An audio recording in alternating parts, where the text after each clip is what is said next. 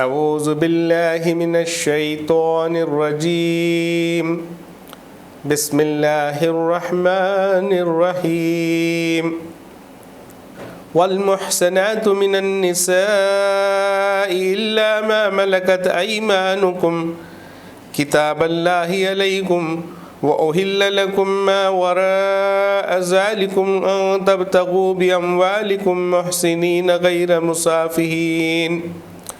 السلام علیکم ناظرین، آج ہم پھر آپ کی خدمت میں 5ویں پارے کا خلاصہ لے کر حاضر ہیں۔ آئیے خلاصہ سماعت فرمائیں۔ سورہ نساء جاری ہے، اس میں جن عورتوں سے نکاح حرام ہے ان کا تفصیل سے ذکر کرتے ہوئے فرمایا کہ تمہاری مائیں، بیٹیاں، بہنیں، پھوپھیاں، خالائیں، بھتیجیاں، بھانجیاں، وہ مائیں جنہوں نے تمہیں دودھ پلایا ہے، رضائی مائیں، دودھ شریک بہنیں، بیویوں کی مائیں، ساس، بیویوں کی لڑکیاں جو دوسرے شوہروں سے ہوں، اور تمہارے سگے بیٹوں کی بیویاں تم پر حرام کر دی گئی ہیں۔ ایک نکاح میں 2 بہنوں کو رکھنا بھی حرام ہے۔ کسی شادی شدہ عورت سے نکاح بھی حرام ہے۔ ان کے علاوہ کسی بھی عورت کو حاصل کرنا تمہارے لیے جائز ہے، لیکن شرط یہ ہے کہ تم ان سے نکاح کرو اور معروف طریقے سے ان کا مہر ادا کرو تاکہ وہ حصار نکاح میں محفوظ ہو کر رہیں، نہ کہ آزاد شہوت رانی زناکاری کرتے ہوئے پھرو، اور نہ وہ آزاد شہوت رانی اور چوری چھپے آشنائیاں کرتی پھریں۔ یتیموں کے حقوق متعین کرتے ہوئے فرمایا کہ ان کا مال اپنے مال کے ساتھ ملا کر نہ کھاؤ، وہ شادی کے لائق ہو جائیں تو ان کے مال ان کے حوالے کر دو۔ معاشی معاملات کی درستی کے متعلق ہدایات دی گئی ہیں کہ معاشی لین دین آپس کی رضامندی سے ہونے چاہیے، اور ایک دوسرے کا مال نہ تو شرعی اور نہ اخلاقی طور پر کسی ناجائز طریقے سے کھائیں۔ اس سلسلے میں اجتماعی زندگی سے متعلق ایک اہم اخلاقی ہدایت دی گئی ہے کہ جس طرح اللہ تعالیٰ نے انسانوں کے درمیان جسمانی و ذہنی اعتبار سے فرق رکھا ہے، اسی طرح معاشی اعتبار سے بھی ان کے درمیان فرق رکھا ہے۔ کسی کو بہتر حالت سے نوازا ہے تو کسی کو نپاتلا سامان دیا ہے۔ اس سلسلے میں فرمایا کہ جو کچھ اللہ نے تم میں سے کسی کو دوسرے کے مقابلے میں زیادہ دیا ہے اس کی تمنا نہ کرو، کیونکہ یہی تمنا معاشرے میں حسد، رقابت اور دشمنی کو جنم دیتی ہے۔ خانگی جھگڑوں کی اصلاح کا طریقہ یہ بتایا کہ ایک حکم مرد کے رشتہ داروں میں سے اور ایک عورت کے رشتہ داروں میں سے مقرر کیا جائے۔ وہ دونوں میاں بیوی کے درمیان اصلاح کرنا چاہیں گے تو اللہ ان کے درمیان موافقت کی صورت نکال دے گا۔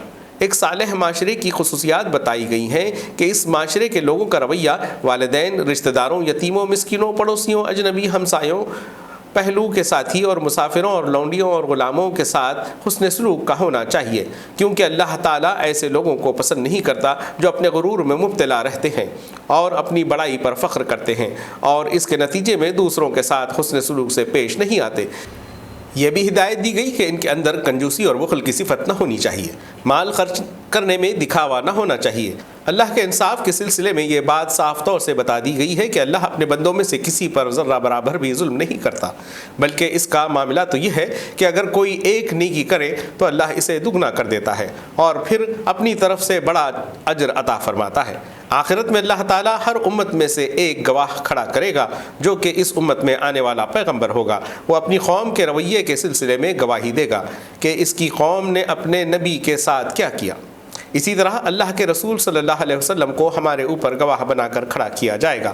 اس وقت وہ سب لوگ جنہوں نے رسول اللہ صلی اللہ علیہ وسلم کی بات نہیں مانی ہوگی، وہ اپنے خلاف رسول کی گواہی سن کر یہ تمنا کریں گے کہ کاش زمین پھٹ جاتی اور وہ اس میں سما جاتے۔ شراب نوشی اور نشے پر پابندی لگائی گئی کہ نشے کی حالت میں نماز کے قریب نہ جاؤ، یعنی نماز ہوش و حواس کے ساتھ پڑھو کہ تمہیں معلوم رہے کہ تم نماز میں کیا کہہ رہے ہو۔ طہارت و پاکیزگی کے احکام بتائے گئے۔ کسی کو غسل کی حاجت پیش آ جائے تو جب تک غسل نہ کر لے نماز کے قریب نہ جائے۔ پانی نہ ملنے کی صورت میں تیمم کا طریقہ بتایا گیا کہ پاک مٹی سے کام لو اور اس سے اپنے چہروں اور ہاتھوں پر مسح کر لو۔ اہل کتاب کے مذہبی رویے پر تبصرہ کرتے ہوئے مسلمانوں کو متنبہ کیا گیا کہ اپنے سے پہلے والی ان امتوں کے نقش قدم پر چلنے سے پرہیز کرو۔ منافقوں کا طرز عمل بتایا گیا کہ جب ان سے کہا جاتا ہے کہ اللہ نے جو چیز نازل کی ہے اس کی طرف آؤ تو آنے سے کتراتے ہیں، لیکن جب ان پر اپنی ہی لائی ہوئی کوئی مصیبت آن پڑتی ہے تو اس وقت یہ رسول کے پاس قسمیں کھاتے ہوئے آتے ہیں اور کہتے ہیں کہ اللہ کی قسم ہماری نیت تو بس یہ تھی کہ فریقین کے درمیان کسی طرح موافقت ہو جائے۔ ایسے لوگوں کے بارے میں صاف صاف فرما دیا کہ یہ لوگ مومن نہیں ہو سکتے۔ یہ بھی بتا دیا کہ اللہ اور رسول کی اطاعت کرنے والے لوگوں کو اللہ تعالیٰ قیامت میں انبیاء، صدیقین، شہداء کے ساتھ رکھے گا۔ مسلمانوں کو بار بار غزوات میں جانا پڑتا تھا، اکثر حالت سفر میں رہنا پڑتا تھا، اور اس دوران ایسے حالات بھی ہوتے تھے کہ خطرہ سر پر ہی رہتا تھا۔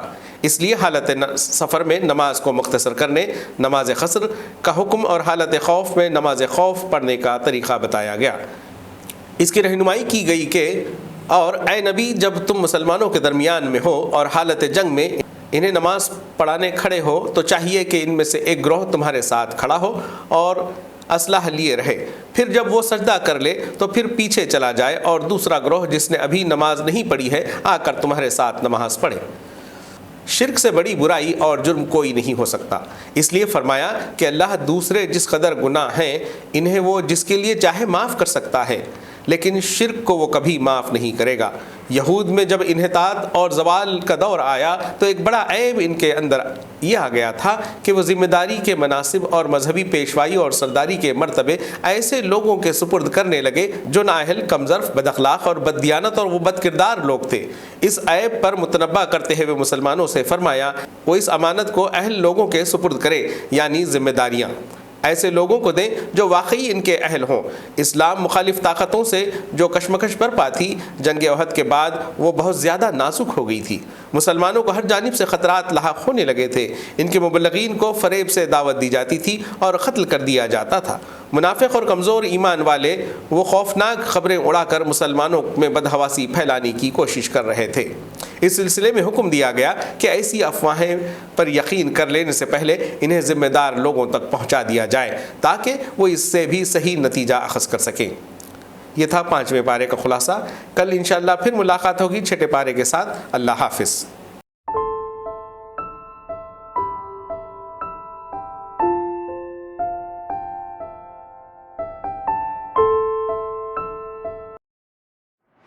رمضان المبارک کے لیے عمدہ اور معیاری کھجوروں کا واحد مرکز فرینڈز زردہ اسٹور ناندیڑ۔ ہمارے یہاں ترکش، سعودی، ایرانی، اجوا، مڈ جول کلمی، مبروم، سوکری، کھودری، اسادوی، کیمیا، مضافاتی، ڈیلیگیٹ نور، رازانہ اور پینڈ کھجور واجبی دام پر یعنی 70 روپے سے لے کر 4000 روپے فی کلو تک کھجوریں دستیاب ہے۔ اس کے علاوہ عمدہ کوالٹی کے ڈرائی فروٹس جس میں بادام، کاجو، پستہ، کشمش اور شربت روح افزا بھی ہول سیل قیمت پر دستیاب ہے۔